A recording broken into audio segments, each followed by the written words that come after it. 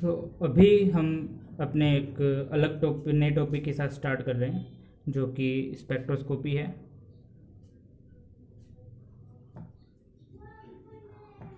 इस पोर्शन में अभी हम डिस्कस करेंगे मेनली ऑर्गेनिक स्पेक्ट्रोस्कोपी की, ना कि मोलिकुलर स्पेक्ट्रोस्कोपी। तो इस ऑर्गेनिक स्पेक्ट्रोस्कोपी के अंदर ऑर्गेनिक स्पेक्ट्रोस्कोपी का जो मेन यूज है वो अपना इसे रिएक्शन मैकेनिज्म और जो मॉलिक्यूल्स के जो स्ट्रक्चर्स हैं और जो रिएक्शन मैकेनिज्म के दौरान इंटरमीडिएट बनते हैं उनको डिटरमाइन करने के लिए हम यूज करते हैं। तो इसीलिए हम इसे ऑर्गेनिक स्पेक्ट्रोस्कोपी कहेंगे इस पोर्शन को। तो ऑर्गेनिक स्पेक्ट्रोस्कोपी की जो एप्लीकेशन है स्पेक्ट्रोस्कोपी की वो हम स्टडी करेंगे। तो ऑर्गेनिक स्पेक्ट्रोस्कोपी के अंदर जो हमारे जो मेजर पोर्शंस हैं, जो मेजर टॉपिक है वो है अपना UV spectroscopy, ultraviolet, IR spectroscopy, NMR spectroscopy और फर्दर जो है वो मास स्पेक्ट्रोस्कोपी। ऑर्गेनिक स्पेक्ट्रोस्कोपी हमारे लिए किसी भी कंपटीशन लेवल का जो एग्ज़ाम है like CSIR, NET, GATE, JAM या फिर किसी भी PG एंट्रेंस एग्ज़ाम या फिर किसी भी स्टेट का जो टीचर एलिजिबिलिटी टेस्ट होता है, उन सभी टाइप्स के एग्ज़ाम्स के लिए ये ऑर्गेनिक स्पेक्ट्रोस्कोपी काफ़ी इंपॉर्टेंट पॉइंट्स रहता है, टॉपिक रहता है। तो काफ़ी अच्छे से हम इसे कोशिश करते हैं कि कवर अप किया जाए। तो ऑर्गेनिक स्पेक्ट्रोस्कोपी में हम मेजर ये 4 टॉपिक्स है वो धीरे धीरे कवर करने की कोशिश करेंगे। फिर इसके बाद जो स्टार्ट करते हैं हम स्पेक्ट्रोस्कोपी से। तो एक्चुअल में स्पेक्ट्रोस्कोपी है क्या, इसकी डेफिनेशन जो होती है वो यही है कि basically it is the branch of science in which we study the interaction of electromagnetic radiations with matter and use this study to determine chemical like structural, thermodynamics और काइनेटिक प्रॉपर्टीज ऑफ मैटर। तो main जो point है इस definition के अंदर वो है कि इंटरेक्शन ऑफ इलेक्ट्रोमैग्नेटिक रेडिएशंस। तो यहाँ पे इलेक्ट्रोमैग्नेटिक रेडिएशन और इसकी इंटरेक्शन होती है मैटर के साथ, वो यहाँ पे जो मेन फोकस पॉइंट रहता है। तो जब भी कोई रेडिएशन किसी मैटर के ऊपर फॉल होती है तो मैटर के साथ जो रेडिएशन इंटरेक्ट करती है, वो इंटरेक्शन के दौरान जो मेन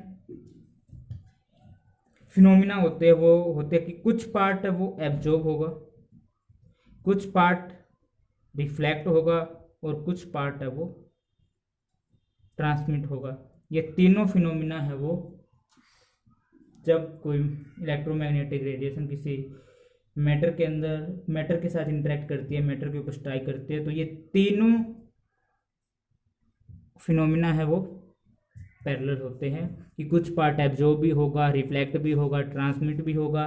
तो ये नहीं है कि मतलब कि सारी की सारी एब्जॉर्ब हो गई या पूरी की पूरी रिफ्लेक्ट हो गई।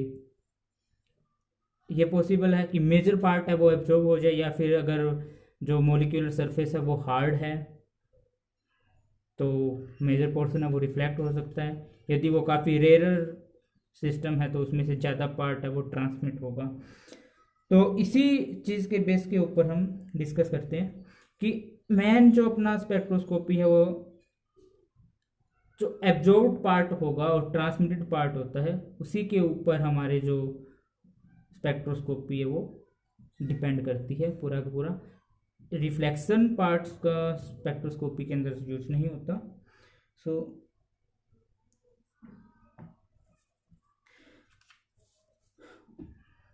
अभी हम बात करते हैं। तो ये हो गया कि एब्जॉर्ब होगा, कुछ पार्ट रिफ्लेक्ट होगा, ट्रांसमिशन भी होगा।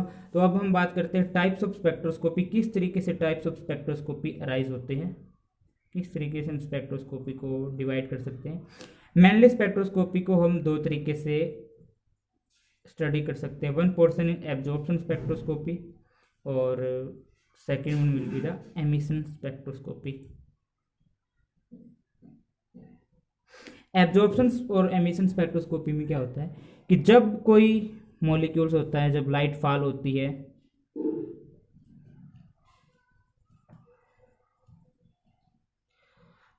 लाइट फॉल होने से जो मॉलिक्यूल्स है वो लाइट को एब्जॉर्ब करें, molecule will absorb the light.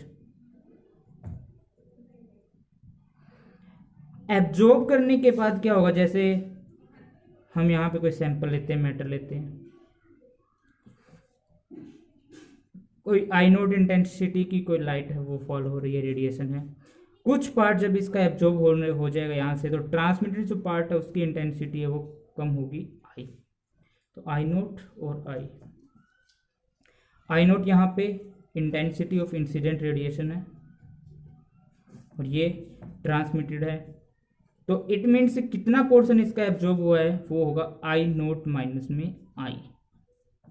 Okay, तो हम एब्जॉर्ब पार्ट जो एब्जॉर्ब लाइट है उसे स्टडी नहीं करेंगे, यहाँ पे ट्रांसमिटेड जो लाइट है उसकी स्टडी करते हैं और उसकी स्टडी से इस चीज़ का पता लगाया जाता है कि कितना पार्ट है वो लाइट का है वो एब्जॉर्ब हुआ है।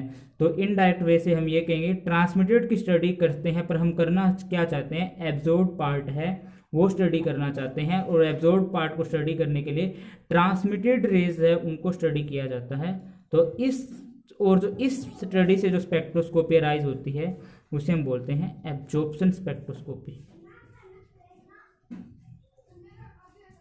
ठीक है, और अब एब्जॉर्प्शन स्पेक्ट्रोस्कोपी में क्या हुआ अपना, ये चीज़ हो गया। अब इसके बाद हम बात करते हैं एमिशन स्पेक्ट्रोस्कोपी की। तो जब कोई लाइट है या फिर रेडिएशन है, लाइट और रेडिएशन जो भी है वो क्या फॉर्म ऑफ एनर्जी है, एनर्जी कंटेन करता है। कोई मॉलिक्यूल है वो जब एब्जॉर्ब करेगा लाइट को, इट मीन्स क्या कर रहा है, वो एनर्जी एब्जॉर्ब कर रहा है। एनर्जी एब्जॉर्ब करने से क्या होगा, जो उसके मॉलिक्यूल्स हैं मैटर के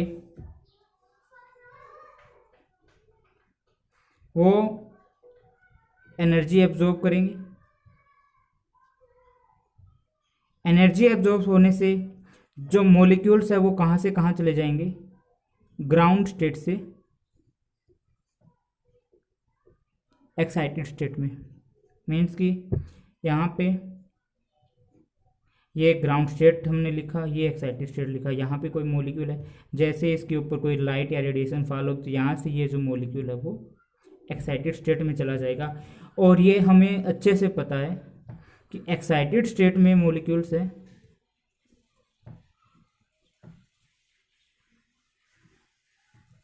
वो लेस स्टेबल होते हैं, तो लेस स्टेबल होंगे तो वो वापस ग्राउंड स्टेट में आएंगे, और ग्राउंड स्टेट में आने के लिए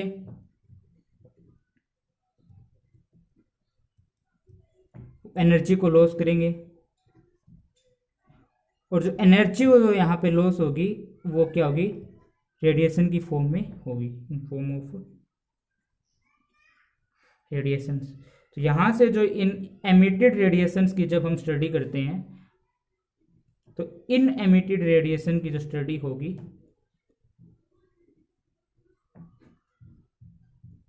वो किसके अंदर आएगी, एमिशन स्पेक्ट्रोस्कोपी के अंदर। ओके, तो अभी हमारा जो बेसिक जो सारी के जितनी भी स्पेक्ट्रोस्कोपी हम स्टडी करेंगे वो जो मेन पोर्शन है वो अपना रिवॉल्व करता है एब्जॉर्प्शन स्पेक्ट्रोस्कोपी के। तो रिवाइज, इतना पोर्शन रिवाइज करने के लिए मैं एक चीज़ और लिखूँगा, रिवाइज कर लेते हैं। स्पेक्ट्रोस्कोपी को हमने किसने पार्ट के अंदर बांटा है, एक तो एब्जॉर्प्शन स्पेक्ट्रोस्कोपी और सेकंड हमने किस में बांटा इसको, emission spectroscopy. Emission absorption spectroscopy के हम क्या करते हैं, जो light study of absorb radiation किसकी मदद से, जो transmitted by the help of transmitted radiation जो होगी, मैटर्स के अंदर के जितनी रेडिएशन है वो ट्रांसमिट होगी, उसकी हेल्प से हम यहाँ पे ये स्टडी करेंगे एब्जॉर्प्शन स्पेक्ट्रोस्कोपी के अंदर। और एमिशन स्पेक्ट्रोस्कोपी में हम किसकी स्टडी करते हैं, जब एनर्जी एब्जॉर्ब करने के बाद मॉलिक्यूल है ग्राउंड स्टेट से एक्साइटेड स्टेट के अंदर जाएगा, और जब वापस आएगा ग्राउंड स्टेट से एक्साइटेड स्टेट से ग्राउंड स्टेट के अंदर, तो वो एनर्जी लॉस करेगा इन फॉर्म ऑफ रेडिएशन। और इन रेडिएशन की जो स्टडी है, एमिटेड रेडिएशन की स्टडी है, वो अपनी क्या होगी, किसके अंदर आएगी, एमिशन स्पेक्ट्रोस्कोपी के अंदर। ओके,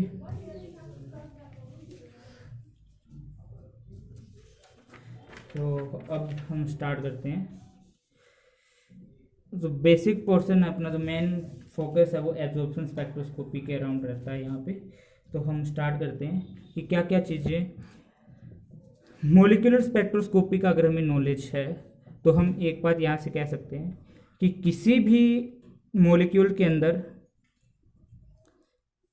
फॉलोइंग टाइप्स के जो एनर्जी लेवल्स है वो होते हैं। तो सबसे पहले हम बात करते हैं रोटेशनल। इससे पहले हम बात करते हैं एनर्जी एब्जॉर्ब करते हैं, वो जो एनर्जी लेवल्स होते हैं, जो एनर्जीज होती है वो किससे संबंधित होती है। तो फॉलोइंग टाइप्स की अपने पास एनर्जी यहाँ पे होगी। ट्रांसलेशन एनर्जी, तो ट्रांसलेशन एनर्जी, तो ये टॉपिक अपना है वो है कि energy associated with the molecule. कितने टाइप की इसकी एनर्जी एसोसिएटेड है वो मॉलिक्यूल से होती है। तो यहाँ पे एक first translation energy. Translation energy का रिलेशन सीधा सा जो मॉलिक्यूल्स है वो स्पेस के अंदर ट्रेवल करता है इधर एक्स वाई और जेड डायरेक्शन में, उससे होता है काइनेटिक एनर्जी भी आप इसे बोल सकते हैं। और फिर जो अपना एक और आएगा वो आएगा रोटेशनल। किसी भी एक्सिस के अराउंड जो मॉलिक्यूल है वो रोटेट करेगा। वाइब्रेशन, तो वाइब्रेशनल एनर्जी इसकी रिलेटेड होती है केमिकल बॉन्ड की जो वाइब्रेशन होती है। जैसे एक स्प्रिंग अगर हम लेते हैं तो स्प्रिंग किस तरीके से वाइब्रेट करेगा, ये अगर हम दो मास लेते हैं, यहाँ पे स्प्रिंग है, तो ये स्प्रिंग कभी एक दूसरे के नज़दीक आएंगे, शिंक होगा, और कभी ये एक्सटेंड होगा। तो इस टाइप से ये जो मोशन है वो कंटिन्यू रहती है, कभी श्रिंक होगा कभी एक्सटेंड होगा। तो ये वाइब्रेशन हो गया। और दूसरा अगर हम इस टाइप की अगर वाइब्रेशन देखें कि ये एक दूसरे के नज़दीक कॉन्टिन्यूसली, एक दूसरे के दूर या फिर एक दूसरे के पास आते जाएंगे, तो ये भी एक टाइप की वाइब्रेशन होती है। तो वाइब्रेशन के अंदर मेनली केमिकल बॉन्ड से देखें तो दो चीज़ें चेंज होती है, बॉन्ड लेंथ, और ये रिलेटेड है बॉन्ड एंगल से। तो इनसे जो रिलेटेड एनर्जी होती है वो वाइब्रेशन एनर्जी आती है। और वन मोर जो एनर्जी जो हम बात करते हैं इलेक्ट्रॉनिक एनर्जी की बात करते हैं, और इलेक्ट्रॉनिक एनर्जी अपने इलेक्ट्रॉनिक एनर्जी लेवल जैसे 1s 2s और इस टाइप के जो लेवल्स है उनसे रिलेटेड जो एनर्जीज होती है वो इलेक्ट्रॉनिक एनर्जी होती है। तो ये ई ट्रांसलेशन से डिनोट किया हमने, ये ई रोटेशनल से, और ये ई वाइब्रेशनल से, और ये से ई इलेक्ट्रॉनिक से। तो इन सब का जो ऑर्डर होता है वो सबसे पहले आता है अपना ये ई, जो ट्रांसलेशन है वो सबसे कम होते हैं। ट्रांसलेशन करने के लिए जितनी एनर्जी रिक्वायर्ड होगी, अगर किसी भी मॉलिक्यूल को थोड़ी सी भी एनर्जी अगर मिलेगी तो वो मोशन करना स्टार्ट कर देगा। तो ट्रांसलेशन एनर्जी है वो सबसे कम होती है। फिर उसके बाद रोटेशनल एनर्जी आएगी, और फिर इसके बाद वाइब्रेशनल एनर्जी आएगी। सबसे ज़्यादा जो एनर्जी है वो होती है अपनी इलेक्ट्रॉनिक लेवल की। और ये भी हमें पता है E is equal to H nu, ये जो लाइट की फ्रीक्वेंसी होगी वो, तो जितनी ज़्यादा एनर्जी होगी उतनी ही ज़्यादा फ्रीक्वेंसी होगी। तो E है वो एक तरीके से फ्रीक्वेंसी से रिलेटेड होता है। तो E is equal to H nu. और एक और रिलेशन भी अगर हमें पता हो कि फ्रीक्वेंसी और वेवलेंथ का, तो c mu is equal to c by lambda, जहाँ पे सी है वो है स्पीड ऑफ लाइट, और जो लैम्डा है वो होती है वेवलेंथ। तो यहाँ से हम एक रिलेशन और लिख सकते हैं, जो फ्रीक्वेंसी है वो इन्वर्सली प्रोपोर्शनल होती है वेवलेंथ के, और जो 1/λ है इसको म्यू बार से लिखते हैं, जो कि हम वेव नंबर डिफाइन करते हैं। और वेव नंबर अपना क्या होगा कि वेवलेंथ वेव नंबर अपना होता है कि नंबर ऑफ जो वेव्स होती है वो हम डिफाइन करेंगे। ये हम बाद में स्टडी करते हैं, ये जो सारी टर्में हैं, ये वेवलेंथ क्या होता है और जो वेव नंबर क्या होता है, फ्रीक्वेंसी क्या चीज़ होती है, इस चीज़ को हम बाद में देखते हैं भी। वो आई होप कि आप लोगों को ये सारी टर्में पहले से पता हो। तो ये वेव नंबर, तो यहाँ से यदि हम इसको एनर्जी को in form of wave number लिखे तो ये c/λ, तो h c म्यू बार, तो एनर्जी है वो किसके डायरेक्टली प्रोपोर्शनल हो गया, वेव नंबर के। यहाँ से हमने दो चीज़ देखनी है, फ्रीक्वेंसी और जो वेवलेंथ है वो इन्वर्सली प्रोपोर्शनल है, और जितनी ज़्यादा फ्रीक्वेंसी होगी उतना ही ज़्यादा वेव नंबर होगा। ओके, तो यहाँ से ये स्टडी करते हैं कि जहाँ पे हम पीक्स देखेंगे जो सारी के सारी in terms of wave numbers दी होती है, जैसे 3000 सेंटीमीटर इनवर्स और 5000 सेंटीमीटर इनवर्स और 1500 centimetre inverse, this types of. तो जो मेनली जो स्पेक्ट्रोस्कोपी के अंदर जो टर्म यूज होती है फ्रीक्वेंसीज को डिफाइन करने के लिए, वो वेव नंबर यूज करते हैं, ना कि हम फ्रीक्वेंसी और वेवलेंथ को यूज करते हैं। यहाँ से ये इतनी टर्म्स है। तो सबसे पहले जो एनर्जी होती है वो ई ट्रांसलेशन एनर्जी होती है, और ट्रांसलेशन के लिए वेरी बहुत ही कम अमाउंट की जो एनर्जी है वो चाहिए होती है। सो इतने कम अमाउंट को हम स्पेक्ट्रोस्कोपी के अंदर डिटेक्ट नहीं कर पाते, तो इससे रिलेटेड किसी भी प्रकार की कोई स्पेक्ट्रोस्कोपी नहीं है। और रोटेशनल एनर्जी थोड़ी ज़्यादा होती है, तो ये मेनली माइक्रोवेव रीजन के अंदर की जो रेडिएशंस होती है उसको एब्जॉर्ब करते हैं, तो ये माइक्रोवेव रीजन्स के अंदर आती है। तो इसे हम बेसिकली बोलेंगे माइक्रोवेव स्पेक्ट्रोस्कोपी भी, रोटेशनल स्पेक्ट्रोस्कोपी से रिलेटेड जो होती है वो माइक्रोवेव स्पेक्ट्रोस्कोपी भी उसे बोलते हैं। और वाइब्रेशनल है ये मेनली IR या स्पेक्ट्रोस्कोप IR रीजन की जो फ्रीक्वेंसीज है वो एब्जॉर्ब करता है। तो और हर एक वाइब्रेशन के अंदर रोटेशनल भी होती है, तो इसे वाइब्रेशन रोटेशन स्पेक्ट्रोस्कोपी बोला जाता है। तो वाइब्रेशनल एनर्जीज है वो IR रीजन्स की फ्रीक्वेंसीज को एब्जॉर्ब करने के बाद हमें ये स्पेक्ट्रा मिलता है।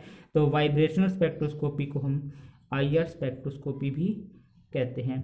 और इलेक्ट्रॉनिक एनर्जी काफ़ी हाई होती है, तो ये काफ़ी हाई फ्रीक्वेंसीज की लाइट को एब्जॉर्ब करेगा, जिसे हम बोलेंगे जो कि ये मेनली यूवी या फिर विजिबल रीजन्स के अंदर की जो लाइट्स आती है उनको एब्जॉर्ब करता है। तो इलेक्ट्रॉनिक स्पेक्ट्रोस्कोपी से को हम यूवी स्पेक्ट्रोस्कोपी भी बोलते हैं, या फिर यूवी विजिबल स्पेक्ट्रोस्कोपी। ठीक है,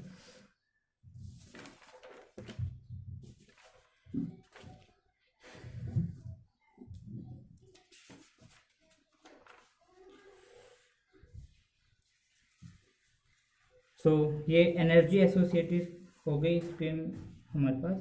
तो रोटेशनल जो स्पेक्ट्रोस्कोपी है वो मेनली ये रहती है अपनी 1 से 100 सेंटीमीटर इनवर्स तक की, और जो IR स्पेक्ट्रोस्कोपी है इसका जो रीजन रहता है वो बेसिकली रहता है अपना 500 से 4000 सेंटीमीटर इनवर्स तक का।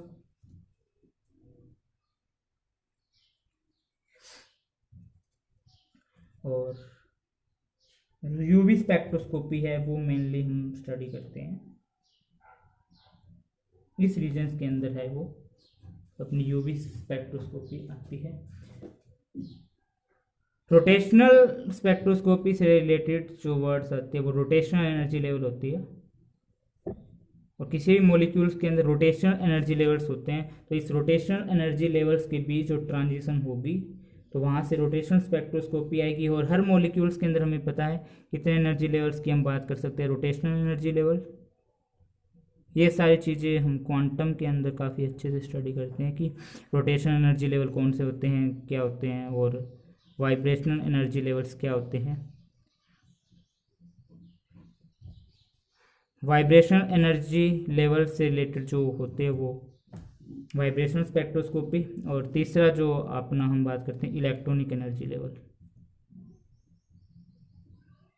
तो रोटेशनल एनर्जी लेवल्स के अंदर जो ट्रांजिशंस होती है वहाँ से अपना रोटेशनल स्पेक्ट्रा प्राप्त होता है हमें, और वाइब्रेशनल एनर्जी लेवल के बीच की ट्रांजिशन से हमें वाइब्रेशनल स्पेक्ट्रा प्राप्त होता है, और इलेक्ट्रॉनिक एनर्जी लेवल के अंदर ट्रांजिशन से हमें इलेक्ट्रॉनिक स्पेक्ट्रो या फिर जिसे हम यूवी स्पेक्ट्रा बोलते हैं वो। तो मेन बात क्या है यहाँ पे कि माइक्रोवेव स्पेक्ट्रोस्कोपी है वो रोटेशनल एनर्जी लेवल की ट्रांजिशन से रिलेटेड होती है, transition between rotational energy level. Vibrational spectroscopy है वो transition between vibration energy level, और इलेक्ट्रॉनिक एनर्जी लेवल के ट्रांजिशन के बीच जो transition between electronic energy level है वो आपका क्या है, यूवी स्पेक्ट्रोस्कोपी आएगा। हम एक चीज़ ये भी कह सकते हैं कि हर एक इलेक्ट्रॉनिक लेवल के अंदर बहुत सारे वाइब्रेशन लेवल होंगे, और ईच वाइब्रेशन लेवल के अंदर बहुत सारे रोटेशनल लेवल भी होंगे। तो जब रोटेशनल लेवल्स के अंदर इलेक्ट्रॉनिक लेवल के अंदर ट्रांजिशन के साथ साथ वाइब्रेशनल लेवल के अंदर भी ट्रांजिशन होगी, और जब वाइब्रेशन लेवल की ट्रांजिशन होगी तो उसके साथ कुछ ना कुछ रोटेशनल लेवल की ट्रांजिशन भी होती है। ओके, तो ये अभी अपना है सब कुछ इन चीज़ों के बारे में। स्पेक्ट्रोस्कोपी के अंदर जो बेसिक थोड़ा आइडिया है वो ये है। जब हम मोलिकुलर स्पेक्ट्रोस्कोपी के अंदर आएंगे तब हम इन चीज़ों को पूरा का पूरा डिटेल से स्टडी करेंगे। अभी हम जस्ट जो एप्लीकेशंस है ऑर्गेनिक्स के अंदर वो स्टडी करना चाहेंगे।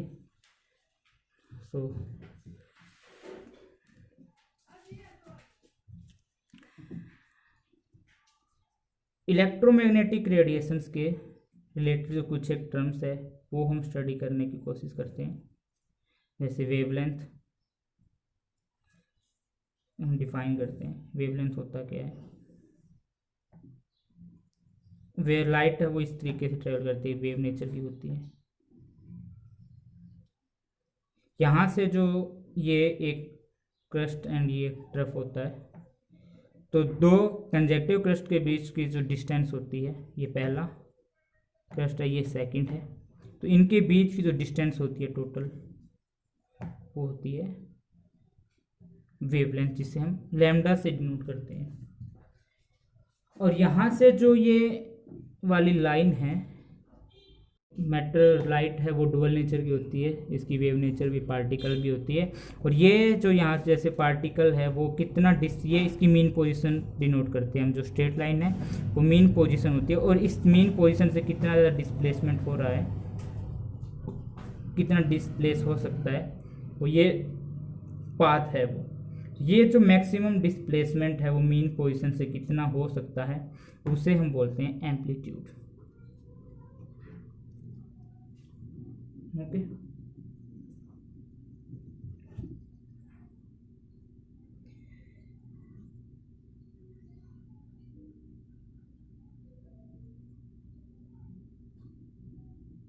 फिर हम बात करते हैं वेव नंबर की। ये वेवलेंथ हो गया, और वेव नंबर, ये वेवलेंथ है तो यहाँ से हम ये बोल सकते हैं कि ये एक वेव है। यहाँ से वेवलेंथ को हम डिफाइन करते हैं वेव नंबर को 1 by लैम्डा, यानी कि लैम्डा का इनवर्स है। इट मीन्स कि पर यूनिट डिस्टेंस अगर हम लेते चलते हैं तो पर यूनिट डिस्टेंस के अंदर कितनी नंबर ऑफ वेव्स होंगी, number of wave per unit distance, और वो डिस्टेंस सेंटीमीटर मीटर जिसके अंदर भी अगर हमें डिफाइन करना है वो, तो वो उसका कहलाता है वेव नंबर कहलाएगा वो। तो अगर हम वेवलेंथ पर सेंटीमीटर के अंदर देखें तो उसे सेंटीमीटर इनवर्स लिखते हैं, जैसे मैं लिख दिया कि 1000 सेंटीमीटर इनवर्स। तो 1000 सेंटीमीटर इनवर्स मीन्स कि पर सेंटीमीटर के अंदर जो टोटल नंबर ऑफ वेव्स आएंगी वो आएंगी 1000। Okay, centimetre inverse. तो ये अपना हो गया total number of waves. Time period,